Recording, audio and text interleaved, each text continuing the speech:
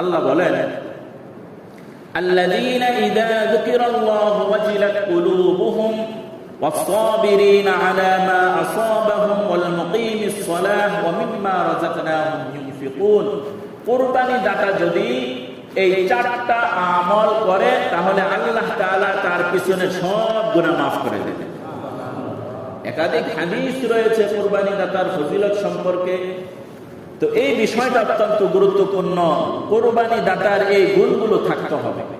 এক নাম্বার হচ্ছে আল্লাযীনা ইযা যুকিরাল্লাহ ওয়াজিলাত কুলুবুহুম, যখন কোরআনের বিধানের কথা, কোরআনের কথাগুলো যখন তার সামনে উল্লেখ করা হয়, আল্লাহ তাআলার ভয় আর তাকওয়ার কথা যখন উল্লেখ করা হয়, তখন তার দিলটা ভীত হয়ে যায়, তার দিলটা ব্যথিত হয়, সে আতঙ্কিত হয়ে যায় যে এটা আল্লাহর ফরমান, আল্লাহর বয়ান, আল্লাহর কথা।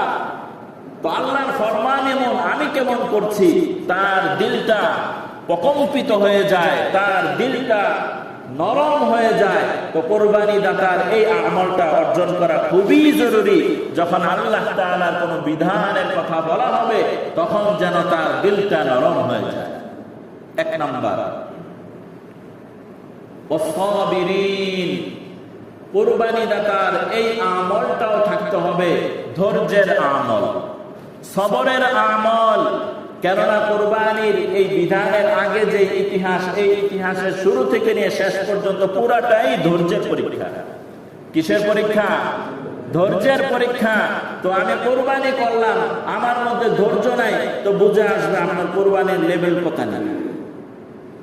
এ কারণে ধৈর্যশীল হওয়া সর্বক্ষেত্রে, বিপদ যতই বড় হোক না কেন, যদি ধৈর্য ধরতে পারি তো আল্লাহ তাআলা আপনার সাহায্যকারী হয়ে যাবেন। সুবহানাল্লাহ।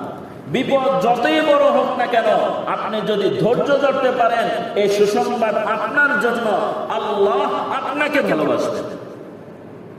কোরআনে আয়াত রয়েছে, ইন্নাল্লাহা ইউহিব্বুস সাবিরিন, আল্লাহ ধৈর্যশীলকে ভালোবাসেন।